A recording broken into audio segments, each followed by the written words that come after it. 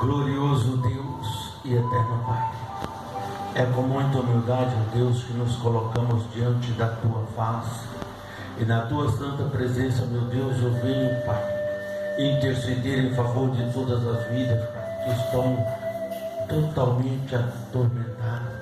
Que o Espírito do Senhor venha trazer a paz no lar, na família e no coração de cada vida. Com essas palavras eu cumprimento todas as pessoas que estão nos assistindo em qualquer parte do país, do mundo, aonde estiver uma pessoa ligada, sintonizada nessa transmissão, que o Senhor esteja presente ao lado e na vida dele. A minha Bíblia está aberta no livro de Salmos, de número 51, e nos versículos 8 em diante, que diz: faze-me ouvir júbilo e alegria, para que goze os ossos que tu quebraste. Esconde a tua face dos meus pecados e apaga todas as minhas iniquidades. Cria em mim, ó Deus, um coração puro, renova em mim um espírito reto. Não me lances fora da tua presença e não retire de mim o teu Espírito Santo. Torna a dar-me a alegria da tua salvação e sustém-me com um espírito voluntário. Então ensinarei aos transgressores os teus caminhos, e os pecadores a ti se converterão. Olha, o salmista Davi era um homem que sempre estava presente diante de Deus. E bem-aventurado é aquele homem que confia no Senhor e põe no Senhor a sua esperança.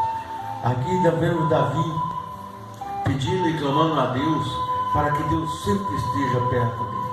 Nós vemos tanta gente hoje que nem a lembra que Deus existe, só quando as coisas acontecem erradas, que eles entram em tormento, em agonia, angústia, é que vai lembrar de Deus. Mas nas horas mais boas, mais tranquilas, eles nem a lembram que Deus existe, só mesmo quando as coisas não dão certo. Aqui o salmista Davi pedia para Deus cobrir com alegria, onde ele diz no versículo: faça-me ouvir júbilos e alegria, para que goze os meus ossos que tu quebraste.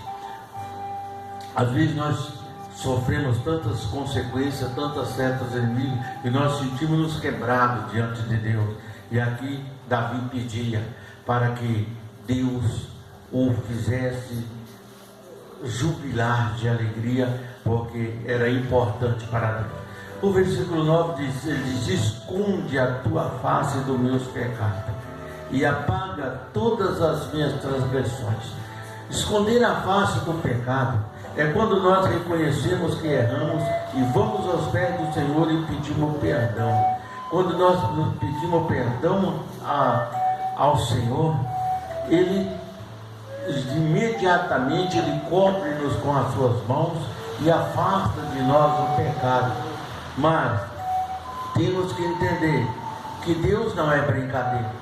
Às vezes as pessoas pedem essas coisas, Deus entra com providência e Ele continua repetindo as mesmas coisas. Então a gente tem que prestar bem atenção, porque o salmista diz: esconde de mim, esconde da tua face os meus pecados. É pedir para que Deus apague, pedir para que Deus elimine tudo aquilo que a pessoa fez, e apaga todas as minhas transgressões, tudo aquilo que eu fiz errado, apaga da realidade da vida. Aí ele precisa se preocupar com Deus, ele precisa estar sempre firme na presença de Deus, para que ele não erre, para que ele não peque, para que ele não entre em contradição. Então agora ele pede algo para Deus que é muito importante, que todos nós devemos pedir, onde ele diz: cria em mim, ó Deus, um coração puro, renova em mim um espírito reto. Quem tem um coração puro, ele está sempre buscando a Deus, ele está sempre na presença do Senhor, ele está sempre analisando antes de cometer aquilo que ele vai fazer. Tudo que ele vai fazer, ele primeiro analisa se Deus está no projeto, no propósito, no coração, na vida, no lar, na família. E aí você vê que Deus entra com providência. Então, cria em mim um coração puro, um coração que não peque, que está sempre vigiando para que não entre em contradição. renova em mim um espírito reto, um espírito de verdade, um espírito que não seja enganador, que não mente, que não engana ninguém. Esse é o espírito de verdade, para que a gente possa se afastar de tudo aquilo que não provém de Deus.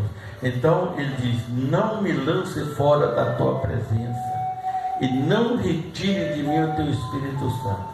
O homem tem que estar preocupado sempre em estar na presença de Deus. Ele tem que estar sempre preocupado em não se afastar da presença de Deus, porque ele diz: cria em mim um coração puro, renova o meu espírito, não me lance fora da tua presença. Porque quando nós falhamos, quando nós saímos da presença de Deus, o Espírito Santo também se entristece e se afasta de nós, e aí nós ficamos à mercê do inimigo. Aí o inimigo pode fazer o que quiser conosco, porque Deus não vai entrar em ação, porque nós não estamos próximos e nem queremos, nem pedimos. Então nós temos que estar sempre um espírito voluntário para poder servir a Deus. No versículo 12, ele disse: torna a dar-me a alegria da tua salvação e sustém-me com o espírito voluntário. Olha bem, a alegria da salvação, muita gente já perdeu a alegria da salvação do primeiro amor, quando se converteu, se afastaram, muitos voltaram para os vícios, para as bebidas, para a prostituição, para tudo aquilo que não, para a ganância, né, para a inveja, para a mentira, para tudo aquilo que não agrada a Deus. Então ele pede a Deus: torna a dar-me a alegria da sua salvação, porque às vezes o homem erra, mas o homem peca, mas ele pode voltar, ele pode se consertar com Deus. O importante não é simplesmente errar, somente errar, mas se consertar. O conserto com Deus é mais importante do que muitas coisas que o homem comete em toda a sua vida. Então ele diz: então ensinarei aos transgressores os teus caminhos, e aos pecadores a ti se converterão. Quando as pessoas olham para nós e vê a nossa maneira de agir, de viver, sabemos que você tem uma comunhão com Deus, porque quem tem comunhão com Deus, as pessoas sempre se aproximam dele, e porque se sente bem perto dele. Quando você vê uma pessoa que ninguém gosta de estar perto dele, existe gente desse jeito, e quando chega perto da gente, parece que está carregado com um fardo de problemas. Então aquelas pessoas, ele irrita, não consegue ninguém ficar perto dele, porque ele é uma pessoa complicada. Agora, quando nós entramos na presença de Deus, como diz aqui: ensinarei aos transgressores os teus caminhos. Quando você tem o Espírito de Deus, todo mundo quer estar perto de você, porque você chama a atenção pela unção do Espírito Santo que age na sua vida. Tudo que você faz, às vezes com sacrifício, mas Deus está presente em tudo que faz. Às vezes algumas coisas não dão certo, mas porque falta nós colocar mais a nossa fé em ação e a nossa experiência no Senhor, para que não sejamos confundidos. Ensinarei o caminho, e aos pecadores se converterão.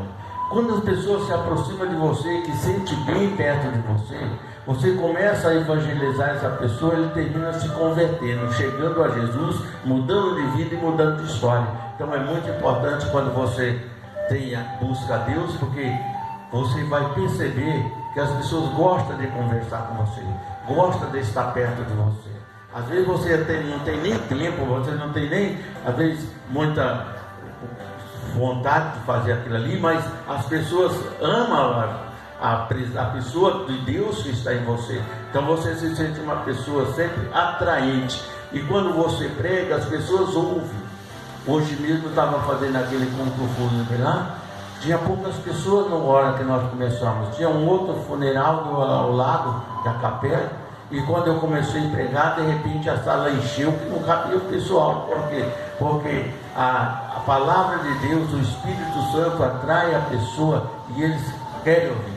E às vezes a pessoa precisa ouvir a verdade, e graças a Deus foi uma bênção, né?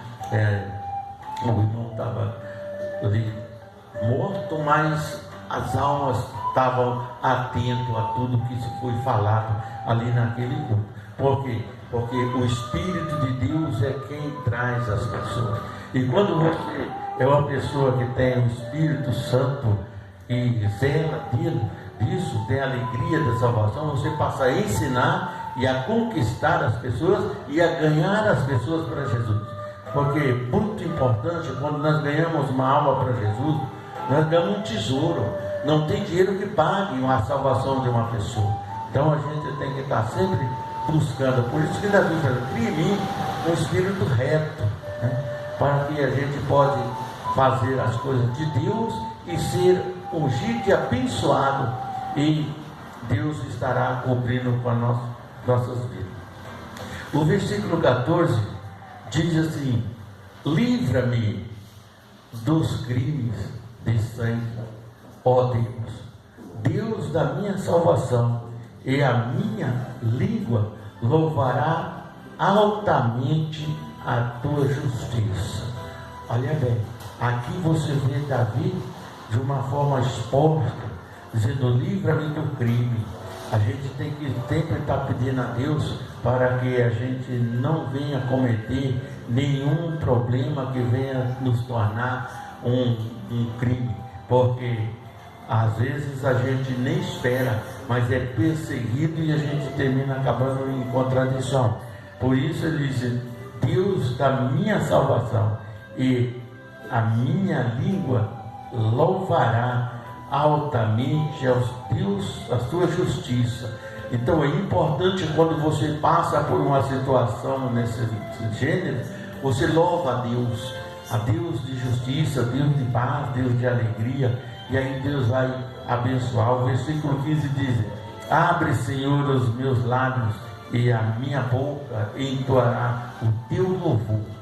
Abre, Senhor, agora, olha bem, abre, Senhor, a minha boca, e entoará a ti o seu louvor. Louvar a Deus é uma das coisas muito importantes na vida do cristão, porque a Bíblia diz que Deus habita entre os louvores. Quando muitas pessoas às vezes chegam a Deus, não por causa de uma palavra às vezes, mas também por causa de um louvor. Eu já ganhei almas para Jesus louvando, eu já ganhei alma para Jesus pregando, eu já ganhei alma para Jesus até em pensamento, orando em espírito. Deus tem maneiras de alcançar as pessoas, diz que você tem um espírito voluntário para fazer a vontade de Deus. E aqui quando ele diz: abre, Senhor, os meus lábios, e a minha boca entoará o teu louvor. Então não podemos ter medo nem cisma quando nós falamos: vou louvar a Deus. Pronto, vamos louvar. Agora, louvar a Deus não significa somente cantar.